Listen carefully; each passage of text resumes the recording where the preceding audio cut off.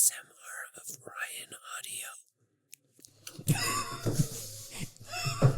That's staying in. Hello, interwebs, and welcome to Closeup. I'm your host, Joe. And today we are talking about audio fiction. If Justin can... If I don't drown. You're not done choking. Oh, well, I'm cold and wet. Audio fiction. Here we go. Are we... Okay. Gotta collect.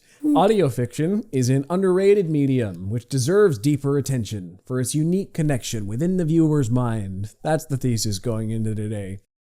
And we're going to be talking about a bit of history of the audio fiction and how it's evolved over the years, some of the challenges that go in the audio production, why you should listen to more of it if you don't already, and talk about our own relationship to audio dramas, because Thought Play Media definitely wants to pursue more audio dramas in the future. So we want to talk about our plans and challenges that we might face as independent audio producers. So getting into our medium shot now, what is your relationship to audio fiction? When did it first become a thing in your life? Everything. Okay. So my journey with audio started when I got bored at work of listening to music. And so I started listening to podcasts, which I listened to a specific one. It was called Myths and Legends. And it went through all the, their stories throughout history, really old stories, the original myths that have spun into properties we know now. And that eventually led me down the rabbit hole into proper audiobooks and audio dramas, and I listen to them basically every day at work. And what's your Audible up to now? I'm past, I know I'm over 2,000 hours or something. I don't know. It's got to be higher than that. This guy listens to audio a lot. I do a lot of audio. And it's at higher speeds, so I've consumed a lot of audio stuff. You crush audio fiction. Yeah. My intro to audio, you were actually there for it. Woo! It was grade 10 drama class, and Ms. Phelps got us to listen to The Shadow for our radio play unit, where that was my first exposure to radio drama, really. I mean, I was aware of old time radio like The Shadow, but I never actually sat down and listened to it. And she had the whole class sit around and listen to this 20-minute radio broadcast about this 1940s superhero, The Shadow. And it was just fascinating to me. I remember she turned the lights down and tried to immerse us. We were just sitting in darkness listening to this crime story from 70 years before we were born. And it was so I guess 70 years from the time we listened. But yeah, and then we performed our own radio play. We had to write and produce one for the drama class, and it was about 10 minutes long. And we did one called The Mansfield Murder, which was nearly a 1940s noir take on Sherlock Holmes sort of deal. And that gave me an appreciation for audio drama production, because we had to incorporate sound effects and keyboard things and little music cues, and we each had characters we had to voice as well, but make the entire story legible just for a listening audience. So we just, like, Yumi and friend Jacob sat on stage and just did this three cast audio with just us three guys and a keyboard on stage for our drama class. And, everyone had to do them, but it gave me a deep appreciation for the challenges and artistry which go into audio production. And then you got me into audio more recently, the last couple years, where I crushed through audio a lot on my half-hour commute. I listened to old-time radio productions like The Shadow and The Lone Ranger and just various other ones on this Theater of the Mind podcast. They do some old comedies, old mystery thrillers and detective fiction sort of thing. I listen to old Relic Radio science fiction broadcasts like Dimension X, X-1, Suspense, those things. I listen to newer audio productions as well, like Critical Role, the podcast version, or I listen to a lot of D&D ones like Dimension 20 or Tales of the Stinky Dragon. I also listen to stuff like, there's Wolf 359. Wolf 359 is a prime example of a new scripted audio drama, more in the format of those ones from the 1940s and 50s. There's a lot of good stuff out there, and slowly working our way through it.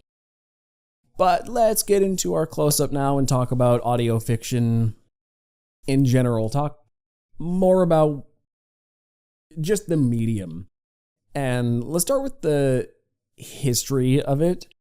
It began during the golden age of radio as early as the 1920s, but really flourished from the 1930s to the 1950s. It was a pretty obvious idea, really, when broadcasting became an entertainment format, to produce plays for the radio. Sure, people are listening to this anyways, so why don't we get people to act on the radio? Cool. But they quickly realized that without a visual component, they would need to rewrite these things to appeal more to a radio audience.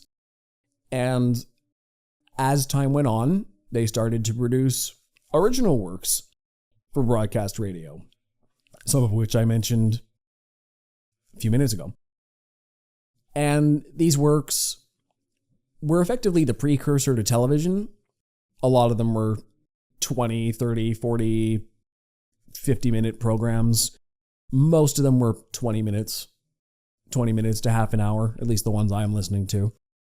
And they were basically just episodic TV shows where recurring characters had adventures, or sometimes they were anthology works where it was just a one-off adventure. But it was TV before TV. People sat in their living rooms, but instead of look and listen to these things, but instead of watching a TV, they sat next to a radio and experienced it the same way. It was also early serialized fiction as well. In a way, I mean, I guess serialized fiction had been around for a couple hundred years already. I mean, there was a lot of that stuff in newspapers. Don't choke on that glass of water there you're drinking. There had been serialized fiction before, but I listened to the Adventures of Superman radio, for example, where they had arcs that are 6 to 12 episodes. Well, I guess, like 4 to 12 episodes about continuing story arc that you listen to. And those episodes are maybe 15 minutes apiece, but they came out every couple of days. So it was nearly appointment viewing. You went to the radio and, Superman broadcast is coming on. Let's see the next part of the Yellow Mask story or whatever they're doing this week. And when it comes to adaptations like that, just a fun fact, talking about Superman in particular, is a lot of stuff from the radio show bled over into the comics. The idea of kryptonite came about on the radio show because the voice actor for Superman, Bud Collyer, wanted a vacation. And they're like, we got to come up with something to knock Superman out of action for a little bit. How about the kryptonite? Sure, let's make that a thing. And then that bled over into the comics over time. I believe Jimmy Olsen as well.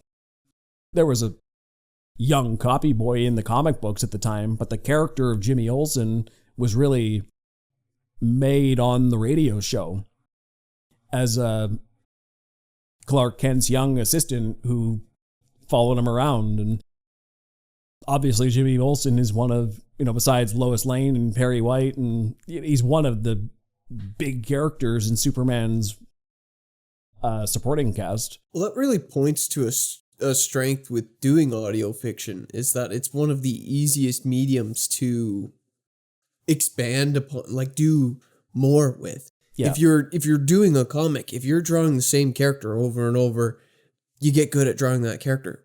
You start adding more side characters in. Now there's more characters the artist has to learn to draw correctly. And your quality for your characters is going to go down. expanding the roster of characters you're going to use in a comic book is not ideal. At least when everything was hand drawn still, and Yeah. But and same thing with video production. Anything visual, you have to. There's a lot more work that goes into adding one singular character. When it comes to audio, you just add a character. You just add the character. That's it. You just need somebody to play the character, and sometimes you don't even need that. You just need a second voice one of the actors could do. A lot of times to save production costs, that's what they do, is just have the same actors play multiple characters, except for the main characters. But even they played multiple characters a lot of times, I'm sure. Although sometimes it runs into problems. Like when I listen to the Lone Ranger ones, for example, there's this one guy with a very distinct... That's more like Marge Simpson. That's bad. That's a bad impression. But he's got this very distinctive old prospector pioneer voice sort of thing, and he's in every one. I can pick him out. It's new characters he's playing every single time, but I'm like, and that's voice. Like, okay, well, that one's that guy. So sometimes characters with really distinctive voices like that, or actors rather, in an anthology show like that, it's harder to disguise that you're using a small repeating crew. Mm-hmm. Although sometimes they'd have guest stars, obviously. But a very talented voice crew will make their characters all sound distinctive. Or if you have a big budget or you're doing a celebrity stunt cast, like a new example of an audio is, going back to superheroes again, Batman, the audio adventures, that had a full cast. It was, I gotta look up some of them because you make a point while I look up something.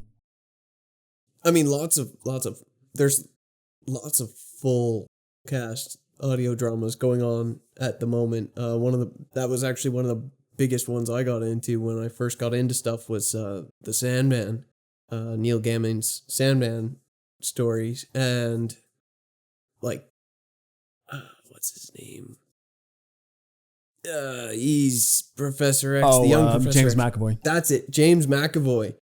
He does a fantastic job, and it's like a bit of a star-studded cast, some of it, but they all do really, really impressive work. Like it's so good, and it's a great way to experience it. And even adding in like sound effects and music sometimes helps it. Like there's a lot of wiggle room to expand on audio dramas and stuff. Okay, so I found the cast for Batman: The Audio Adventures, came out a couple of years ago.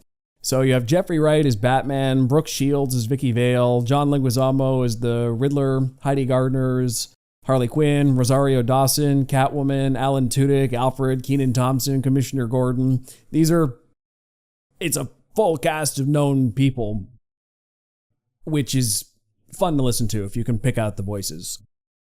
And I think they all do a very good job. Or you can be a cheaper audio production and hire probably no-name actors to play multiple characters, and both are valid. But ones like this tend to be more stunt casting. They're DC. They have the budget to hire new actors for a lot of the big characters. Well, that's like when you get down to the small like budget ones. BBC did their Hitchhiker's Guide to the Galaxy before it was a book. It started as an audio drama, and the way they accomplished making the characters sound distinct, having a cast and crew of like 3 people, basically. And 2 of the guys sound fairly similar and can do very few voices. But what they would use is different locations.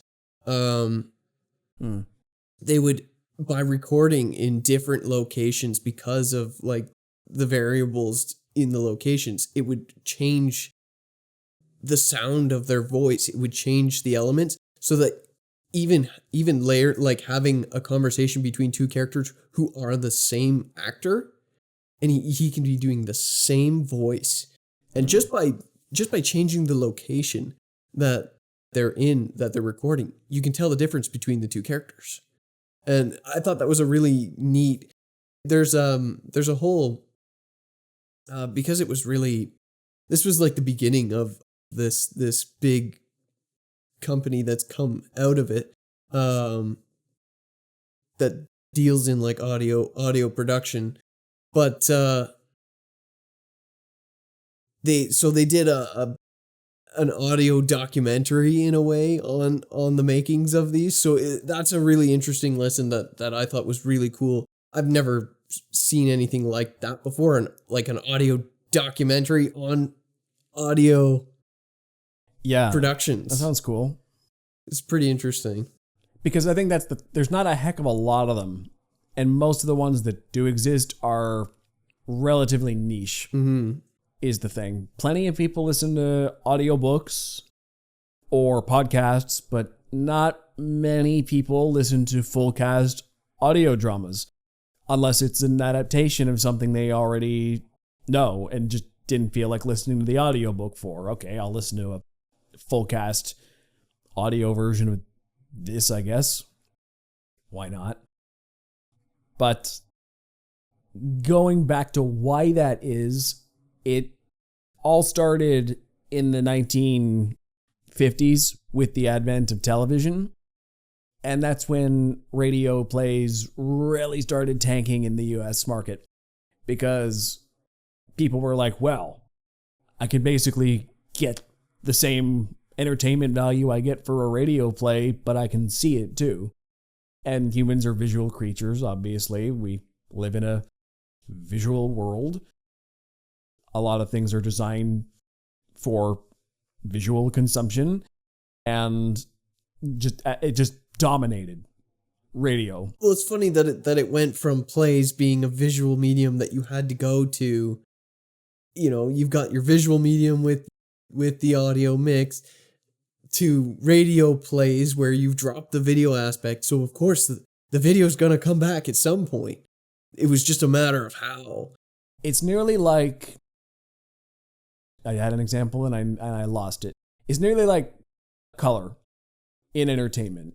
It's like we have broadcast invented and we can do voice pretty accurately. But as soon as you add in visual to that, it's like, well, why were we just listening to voices? That's stupid. Same way when black and white was usurped by color. It's like, well, we didn't watch black and white stuff because we really liked it. We did it because a more accurate representation of our world wasn't available until it was. And then it just became a stylistic choice. Same way radio plays today. Nobody has to do them. Back then it was a necessity out of, okay, if you want to broadcast stories far and wide, you can only do that in audio form. And now, kind of like black and white movies or TV, it's an artistic choice, but it's also its own medium. So I'd argue it's not exactly an artistic choice, because it's a medium. It's a medium choice. It has its advantages, it has its disadvantages.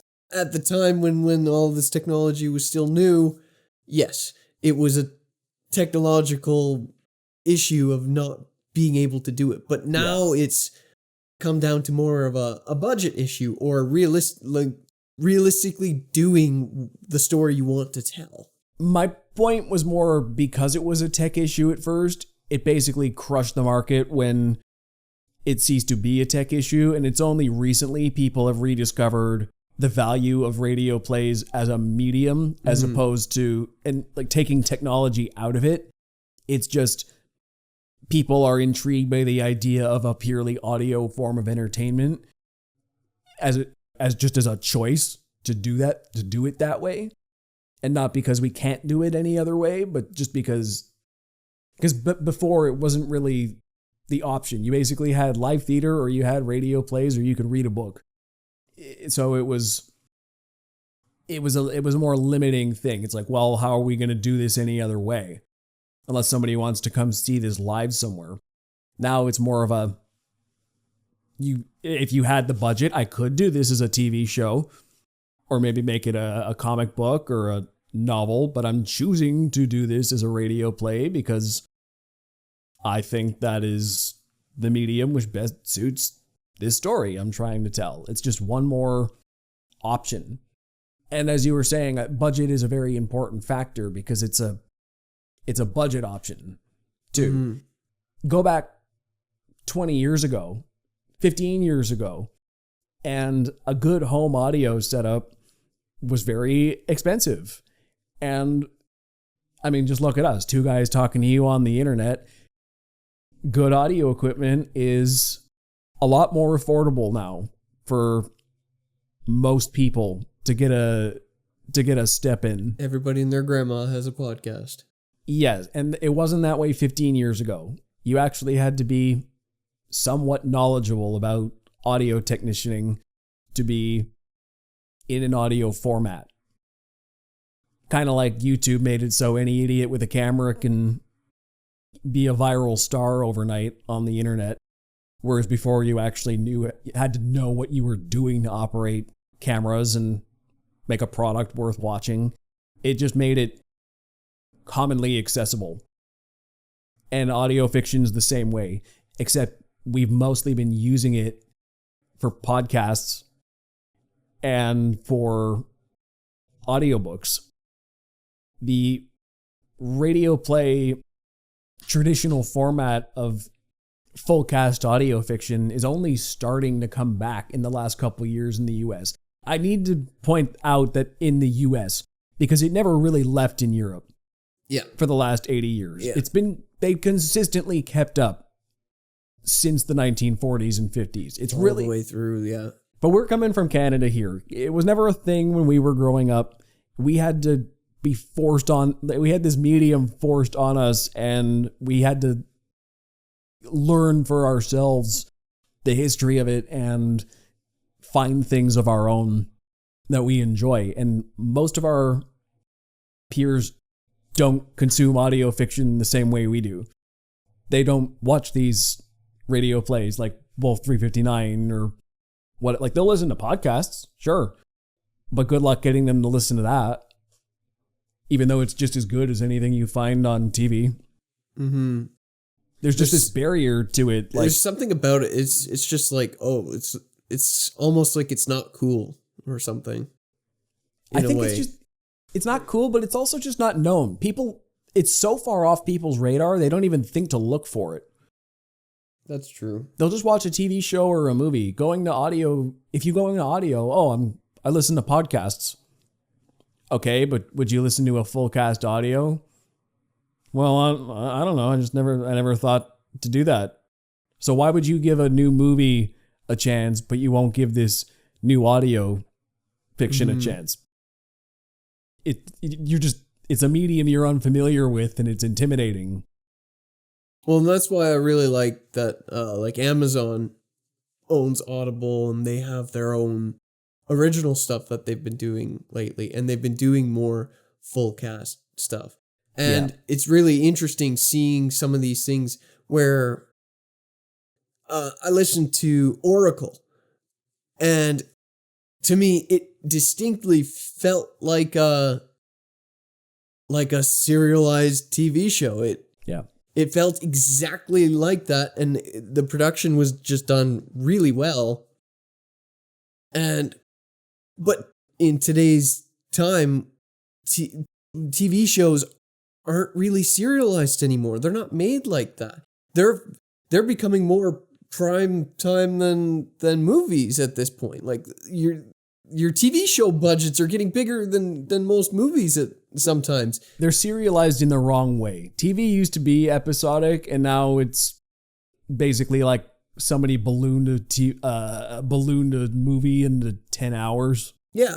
And so now those serialized TV shows are going to a different format. And so you get to see kind of that stuff.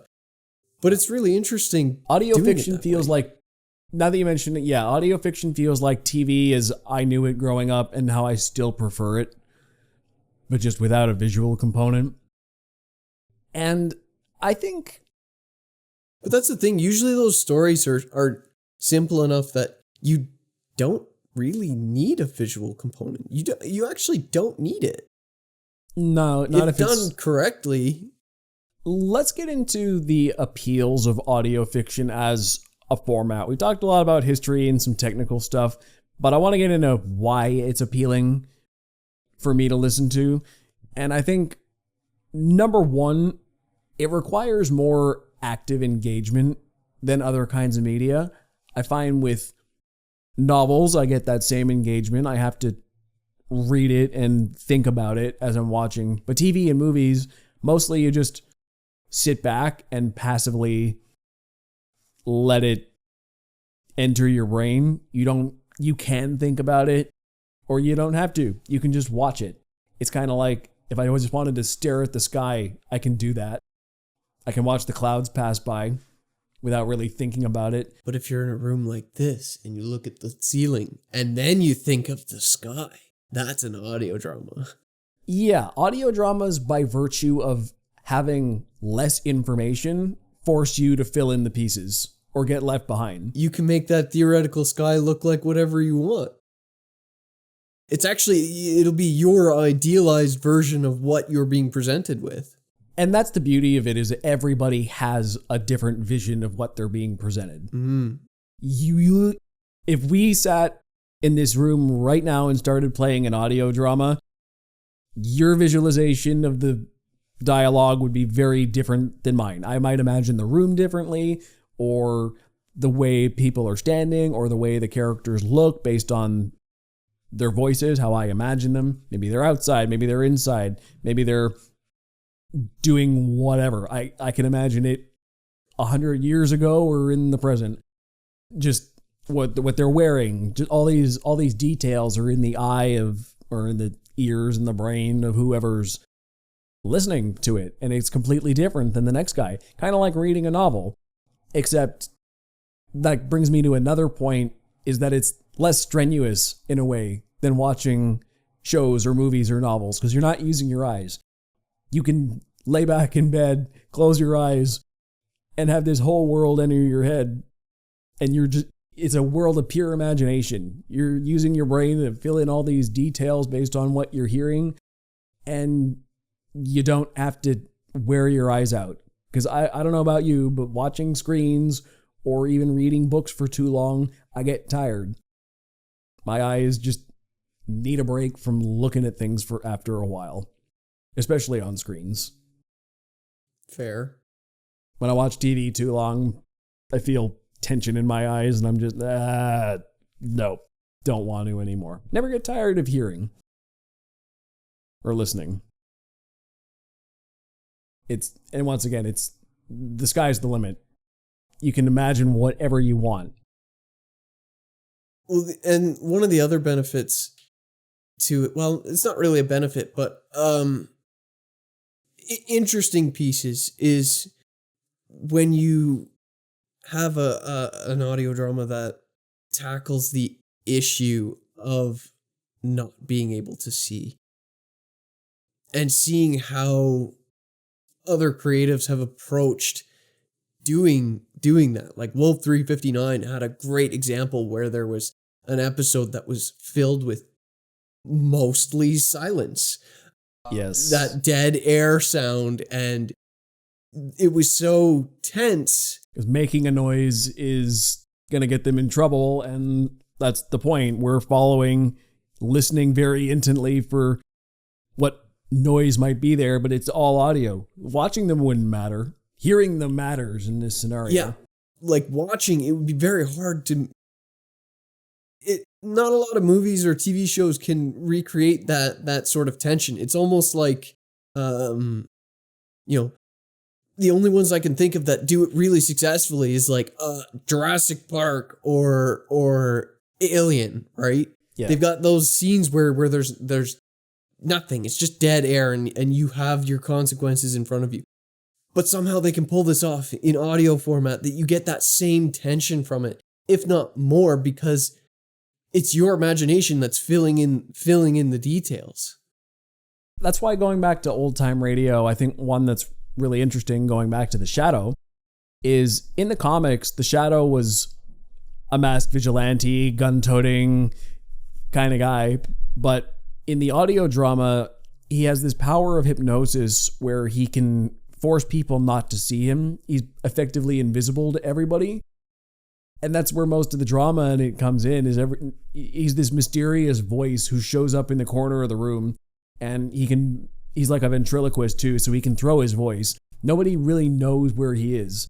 And most of the show is just people freaking out, like, oh, you're the shadow and I can't see you. Sometimes that's part of the trick, is them trying to reveal him, but it pretty much only works in audio because he's this disembodied voice out of the shadows, and you have to put yourself into the perspective of these people he's hunting, and we can't see him either. I'm just hearing his voice over the radio like he's in the room with me, and that's what it's like for the people he's talking to as well. And it's very hard to translate that into a visual medium. If you did it visually, you'd have to probably make the shadow more like his comic book version, where you can't do that. It'd be hard to follow a protagonist you can't see. He's more like a masked vigilante. You can't do the thing where he's invisible and hypnotizing people and getting into their minds. It's a thing that it works when you can hear it, but not when you see it. It would just look stupid.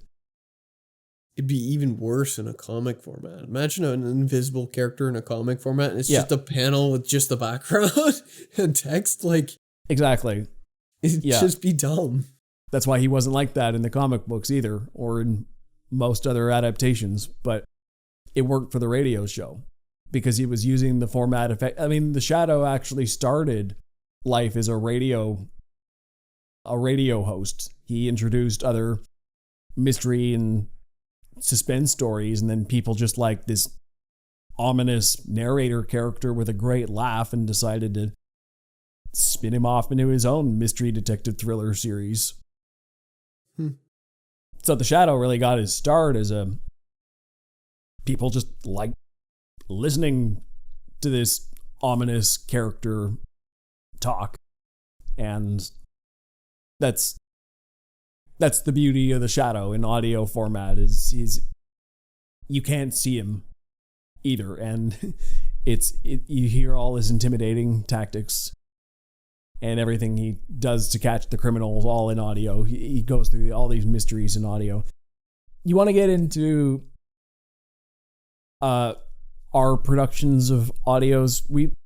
So at Thought Plane Media, the challenge we face is movies are expensive, and finding budgets to pull off the things of our imagination is very difficult for us.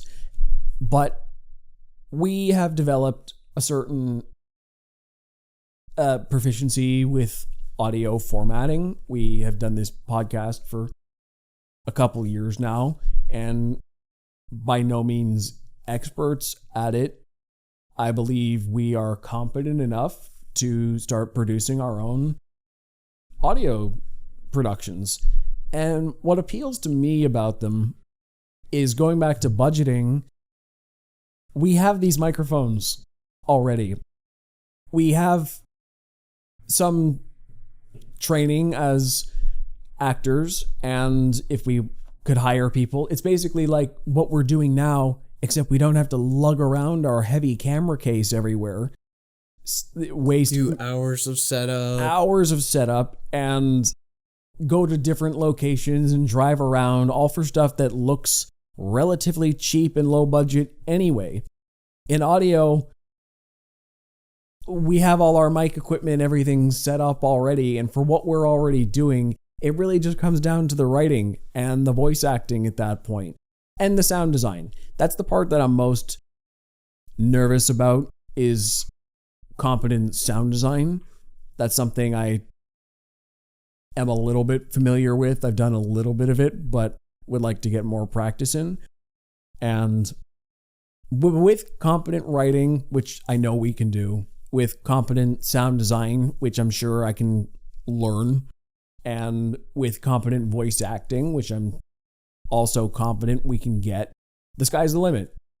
Anything in our imaginations is possible with audio fiction for the price of $1,000 mic setup and some time and actors' time. And that's the thing. You don't even really, if you can do it yourself, that's it. Like, anybody can really do an audio drama. It's not hard per se. I mean, you and I are dipping our toes in a very light way with our head-to-head series, which hasn't released yet as of the time of this podcast.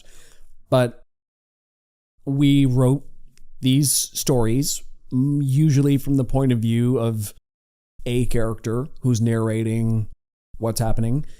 And it lacks sound effects, it lacks music, it lacks any of those elements which make for a more dramatic audio full cast production, or they weren't something a bit more for that. Yeah, or a bit more cinematic. But just even us delving into audiobooks and writing these stories, which are, I mean, like you said, they're not intended as like full cast audio fiction, but they are intended to be read over, like they are written to be audiobooks in a way. Not necessarily idealized for an audio format, but because they're novels, they're more descriptive. But the point is, we're getting experience with using our equipment to tell stories in audio form. And maybe over time we'll add more layers to it. Maybe we'll try music composition alongside some of the things we narrate out, or maybe we'll try adding some sound effects in there. I mean, you haven't heard them yet because they haven't been released, but even when I'm narrating these stories, I add in a couple sound effects of my own, just as I'm narrating. Oh, somebody gets slapped, I'll slap myself on the cheek next to the mic, whatever. Just even little things like that as I'm going, which I just feel in the moment, I'm like, I can make these sounds with my body right now. Let's just throw this in while I can do that. It adds just the ever so slight immersion, and it's nothing big right now, but it could be with a bit more effort and experience. And I'd like to try dabbling in that stuff more, because we have a lot of ideas and 90% of them are outside of our budget range and or contacts or places. We just don't have any other way to do the things inside our heads. So this is a bit of a PSA to other young creatives out there, young indie filmmakers who don't have it, or older, or, doesn't matter. I just assume you're older. You might be able to find more money, but if you're looking for a good way to get your ideas out, invest in audio equipment and make more audio fiction.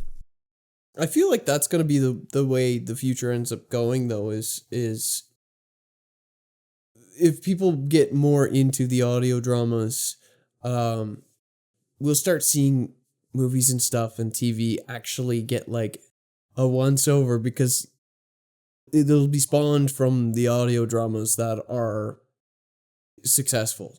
And I feel like that's where the breeding ground for movies will come from in the future.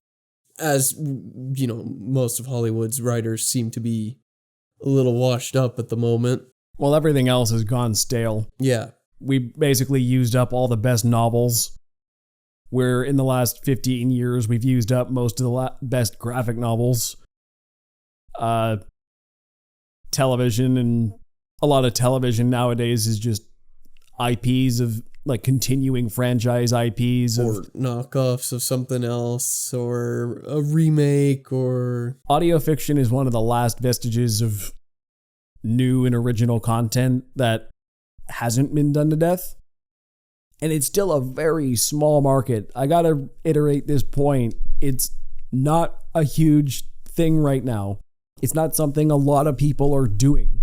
So people who can get into this space are on the ground floor or something. It's not quite the ground floor, but still pretty close. Okay. We're like on like There's a quite step. a few, but I'm just saying it's not as big as it was 80 years ago. Compared to everything else, yes. It's smaller than doing TikToks or YouTube or I mean, if you want to do, if you're a small TikTok or YouTuber, like, oh, I'm doing reaction videos in the lowest effort way possible. Like, yeah, you can do that. But it's still an oversaturated market. Yeah, that's a good point. This is not. It's not an oversaturated market. There's room in it. If you wanted to run down a list of the best stuff out there, you could probably consume them all in a reasonable amount of time. There's not that much great stuff out there right now because people just don't know about it. Well, yeah, there's a lot of stuff out there. It's just hard to find. Yeah. It's also hard because if you think about it, movies and TV have a lot more carrying on the internet because when you scroll on Facebook or Reddit or something, there's a visual. It could be a meme from a TV show, and then you're like, what is this TV show? It doesn't work for audiobooks or audio dramas and stuff. That's true. Sometimes the podcast art, that's really all you've got to draw people in visually. You have the visuals, yeah. You have a title, you have a show description, and you have maybe a piece of art. And that's about it as far as marketing goes. Although when I listen to other podcasts, sometimes I hear ads for other shows. Yeah, so helps. If you're already in that sphere, you might be pushed towards other things. But you have to get into that sphere first, is the problem. I'd also like to point out that in terms of old stuff, most of the classics from the 30s, 40s, and 50s are free online. Those are also very accessible. You ever heard of something like The Lone Ranger and wanted to see that? Great. All of them are out. You can access them at any time. It's done. It's kind of nice.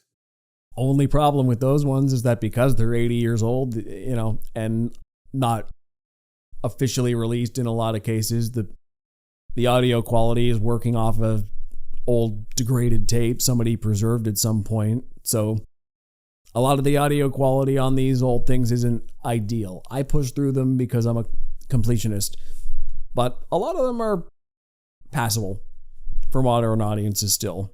Anything basically past 1950 basically is pretty clean and acceptable. Anything below there is hit or miss, but that's most of the golden age of radio was before 1960, so that's to your point. A lot of it might be considered rough, but I listen to it because I like a lot of the stories. They're entertaining, and it's good pulp fiction stuff. A lot of it. It's good, yeah. Once you can get past the audio quality, yeah, which isn't necessarily a huge barrier for, I know some people are pickier about it than others. You get used to it. You get it's not as hard to get past it as seeing something that looks rough when you're watching a show or a movie. If you're watching a show or a movie and it looks terrible, that's hard to get past. It really takes you out of the immersion. But when you're getting into poor audio quality, as long as you can hear everything, it's your imagination that's really doing the clarity anyways, as long as you can hear the words clear enough. Yeah. And I think that's the thing with when you're looking at movies. I've heard it said before that you can get away with bad visuals as long as the audio is okay. And I think that's true. But in an audio format, subpar audio can still be okay as long as the barriers, you can understand it. Basically. Yeah, that is interesting that bad audio is fine in audio.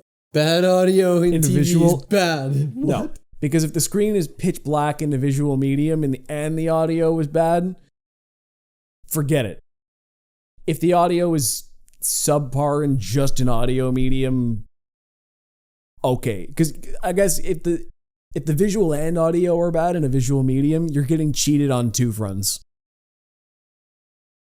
But at least if it's generally subpar, but the point is you need to still be able to hear it and what's going on. And that threshold's different for everybody. Mine is pretty low. I've trained my ear to be.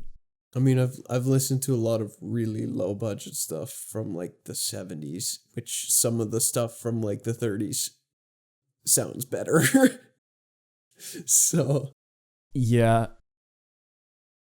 Okay, well, I don't know how much more else I have to say on this. This one's kind of just general opinions on audio, and listen to audio dramas and audiobooks. They're good for you. yeah, the point is they're underrated. I don't think audiobooks are really an unknown quantity, but listen to full cast audio dramas. That's what I'm really here to push you towards, is full cast audio dramas and original scripted ones specifically. There's a lot of good ones out there. Whether they're 80 years old or from right now. Actually, talking about DC again, DC's just doing a brand new series called High Volume, where they're doing full cast audios of some of their very best comics. They just did they just released the first four chapters of Batman Year One, and they just started The Long Halloween. I think they're gonna branch out to more than Batman eventually, but that's another one that's coming out right now. As far as this recording goes, there's only 5 or 6 episodes out. They're about 20 minutes apiece, and they're really well done. So if you're a comic book fan, there's a Batman fan, there's a recommendation for one right there. And yeah, there's a lot of it. You just need to do some The other research. thing is I think a lot of people think you need to have a very visual imagination for audiobooks and audio dramas. You don't necessarily. Right, that is a point that I forgot to bring up, but which was top of mind, is a lot of people, multiple people I know, you included, can't visualize when they read novels. And maybe that's news to some people out there, because people like me went my entire life reading novels and fiction. And as I'm reading the words, I can see the visuals in my mind. It's very clear to me. And then at a certain point, I talked to my brother about why he loves nonfiction books, but never could get into fiction books. They just bored him out of his mind. And I never understood that as somebody who is seeing an entire story come to life in my head. All these long, vivid prose descriptions are painting a very clear picture in my mind. And then somebody like my brother looks at long prose and says, what is all this unnecessary detail for? I don't understand. It's for nothing. It's just padding. That's an issue I have, is descriptions just go, they don't even matter to me. And then I discovered you're the same way. Yeah. And I just, as somebody who could visualize very clearly, and I think a lot of people who enjoy novels are that way, I think that's a big discrepancy about why people don't read novels. And they don't even realize. I never realized people didn't visualize, and people who can't visualize never realized people could. But audio fiction is a nice uniter for both those worlds, because if you can't visualize by reading, most people seem to be able to by listening. People who hate reading novels love audiobooks. I tend to find that. I personally love both. I love reading, but audiobooks, I think the difference is that with reading a book, you're doing the work. If you're feeling a little bored with an audiobook or an audio drama, it'll keep going, and then it might pick up again. Good point. You're still listening, but you don't have to. It's a lot easier to follow while not actively listening at the same time. Mm-hmm. And then stuff will pick up and keep going and yeah. Yeah, so I think that's a big thing, is people don't necessarily realize our minds all process these things differently. But audio fiction is it's a bit of common ground for people who don't process other mediums the same way. I mean, that's like, let's say, for example, like blind people have to listen to visual mediums with audio description anyway. Mm-hmm.